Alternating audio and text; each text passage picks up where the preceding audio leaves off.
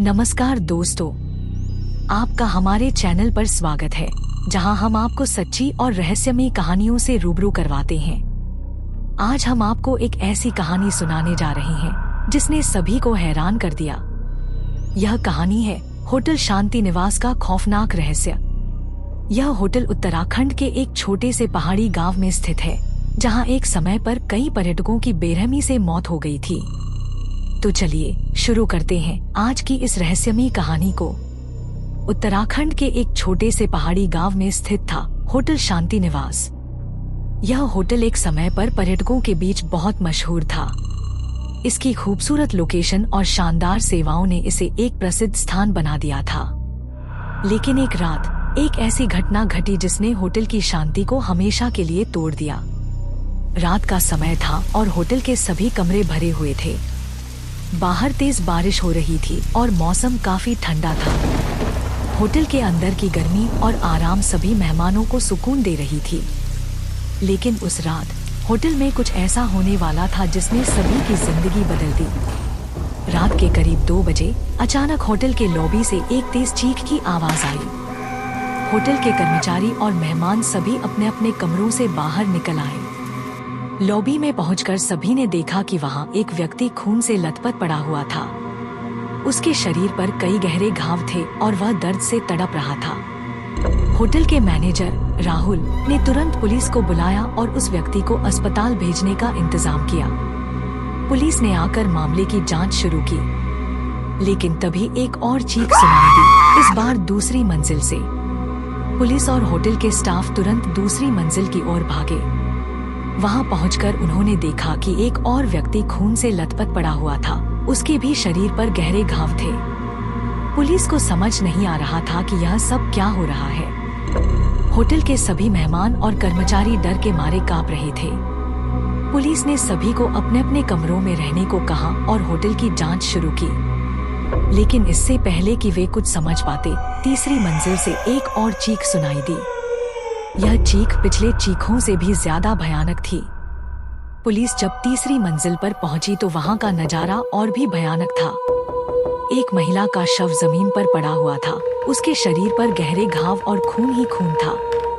Police ने तुरंत पूरे होटल को लॉकडाउन कर दिया और हर जगह की तलाशी लेने लगी। लेकिन तलाशी के दौरान पुलिस को कोई सुराग नहीं मिला कि यह हत्या किसने की। सभी दरवाजे और खिड़कियां बंद थी और बाहर से कोई अंदर नहीं आया था। पुलिस को समझ नहीं आ रहा था कि यह कैसे संभव हो सकता है। उन्होंने होटल के सीसीटीवी फुटेज देखने का निर्णय लिया। जब उन्होंने सीसीटीवी फुटेज देखा तो उनके होश उड़ गए। फुटेज में दिखा कि हत्याएं एक अदृश्य शक्ति द्वारा की गई थी। हर बार जब कोई चीख सुनाई दी तो वह अदृश्य शक्ति उस व्यक्ति पर हमला करती और उसे बेरहमी से मार देती। पुलिस को यह सब देखकर विश्वास नहीं हो रहा था।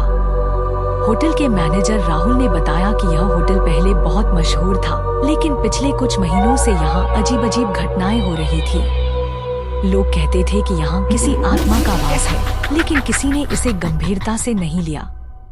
अब यह सब देखकर सबको यकीन हो गया कि यहाँ सच में कुछ भयानक है। पुलिस ने होटल को सील कर दिया और सबको वहाँ से निकाल दिया। अगले दिन यह खबर पूरे गांव में फैल गई और होटल शांति निवास भूतिया होटल के नाम से मशहूर हो गया। लोग वहाँ जाने से डरने लगे और होटल वीरान हो गया। राहुल ने ठान लिया कि वह इस रहस्य को सुलझाएगा और होटल को फिर से पहले जैसा बनाएगा। उसने अपने कुछ दोस्तों को बुलाया जो रहस्यमयी घटनाओं की जांच करने में माहिर थे। उनमें से एक था अरुण, जो एक मशहूर पैरानॉर्मल इन्वेस्टिगेटर था। अरुण ने राहुल की बात सुनी और मामले की जांच करने का निर्णय लिया। अरुण और उसकी टीम होटल में पहुंची और उन्होंने वहां की हर जगह की बारीकी से जांच शुरू की। उन्होंने देखा कि होटल के कुछ पुराने कमरे बहुत ही अजीब थे। वहां का माहौल बहुत ही डरावना था और उन्हें वहां एक अजीब सी ठंडक महसूस हो रही थी। अरुण ने अपने उपकरणों से वहां की ऊर्जा को मापा और पाया कि वहां एक बहुत ही शक्तिशाली आत्मा का वास है। उसने होटल के इतिहास के बारे में पता लगाया और पाया कि यह होटल एक पुराने शाही महल की जगह पर बना था। इस महल में एक समय पर एक बहुत ही निर्दयी राजा रहा करता था, जिसने अपनी प्रजा पर बहुत अत्याचार किए थे। कहते हैं कि उस राजा को उसके ही महल में उसकी प्रजा ने मार डाला था और उसकी आत्मा वहीं भटक रही थी। जब यह महल गिराया गया और उसकी जगह होटल बनाया गया, तब से यहाँ अजीब घटनाएं होने लगी। अरुण ने यह भी पाया कि यह आत्मा हर पूर्णिमा की रात को अधिक सक्रिय हो जाती है और तभी यह हत्याएं होती हैं। अरुण ने राहुल को यह सब बताया और कहा कि हमें इस आत्मा को शांत करना होगा। इसके लिए हमें एक विशेष अनुष्ठान करना होगा जो उस आत्मा को मुक्ति दिला सके। अरुण ने अपने गुरुजी से संपर्क किया, जो इस प्रकार के अनुष्ठानों के विशेषज्ञ थे। गुरुजी ने अरुण को अनुष्ठान की विधि बताई और कुछ विशेष सामग्री जुटाने को कहा। अरुण, राहुल और उनकी टीम ने सारी सामग्री जुटाई और अनुष्ठान की तैयारी शुरू कर दी। अनुष्ठान को पूर्णिमा की रात को करना था, क्योंकि उसी समय आत्मा सबसे अधिक सक्रिय होती है। रात का समय हो गया और चारों तरफ सन्नाटा था। अरुण ने अनुष्ठान शुरू किया और सबने मिलकर सामग्री को व्यवस्थित किया। उन्होंने मंत्रोच्चारण शुरू किया और आत्मा को मुक्ति दिलाने के लिए प्रार्थना की। जैसे जैसे मंत्रोच्चारण तेज होता गया, हवेली का वातावरण बदलने लगा। हवाएं तेज चलने लगी और कमरे का तापमान अचानक गिरने लगा। अरुण ने देखा कि एक अदृश्य शक्ति उनके आसपास घूम रही थी। उसने अपने गुरुजी द्वारा बताए गए तरीकों का पालन करते हुए आत्मा को शांत करने की कोशिश की। अचानक एक जोर की आवाज के साथ कमरे के दरवाजे बंद हो गए और एक भयानक चीख सुनाई दी। सबकी आंखों के सामने एक सफेद साया प्रकट हुआ, जो बहुत ही डरावना था। अरुण ने अपने मंत्रोच्चारण को और भी तेज कर दिया और आत्मा से प्रार्थना की कि वह शांत हो जाए और उसे मुक्ति मिल जाए। काफी देर तक अनुष्ठान चलता रहा और अंततः आत्मा ने एक जोर की चीख के साथ कहा, मुझे मुक्ति चाहिए। मैं यहाँ वर्षों से भटक रहा हूँ। अरुण ने आत्मा से कहा, हम तुम्हें मुक्ति दिलाने आए हैं। कृपया हमें मार्गदर्शन दो कि हम तुम्हें कैसे मुक्त कर सकते हैं। आत्मा ने कहा, मेरी हत्या इस स्थान पर की गई थी और मेरी आत्मा यहाँ कैद हो गई है। तुम इस जगह पर मेरी अस्थियों को ढूंढकर उनका विधिपूर्वक संस्कार करो, तभी मुझे मुक्ति मिल सकेगी। अरुण और राहुल ने आत्मा की बात सुनी और उसने बताई गई जगह की खुदाई शुरू की। खुदाई के दौरान उन्हें वहां कुछ पुरानी अस्थियां मिली। उन्होंने उन अस्थियों को विधिपूर्वक संस्कार किया और आत्मा के लिए प्रार्थना की। जैसे ही संस्कार पूरा हुआ, आत्मा ने एक शांतिपूर्ण आवाज में कहा, धन्यवाद, अब मैं मुक्त हो सकता हूँ। और वह सफेद साया धीरे धीरे गायब हो गया।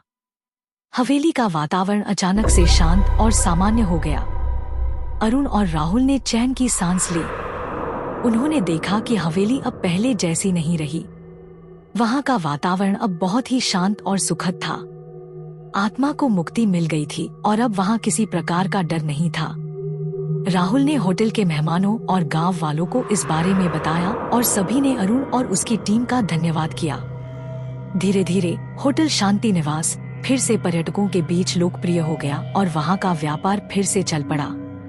राहुल ने अरुण और उसकी टीम का आभार व्यक्त किया और कहा, तुम्हारी मदद से हमारा होटल फिर से जीवित हो गया है।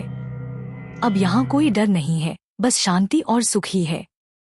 अरुण ने मुस्कुराते हुए कहा, यह सब तुम्हारे साहस और हमारे गुरुजी के ज्ञान का परिणाम है। अब यहाँ कोई आत्मा नहीं है और तुम निश्चिंत होकर अपना काम कर सकते हो। होटल शांति निवास फिर से एक सुखद और सुरक्षित स्थान बन गया और वहां आने वाले हर मेहमान को अब सिर्फ शांति और सुकून ही मिलता था।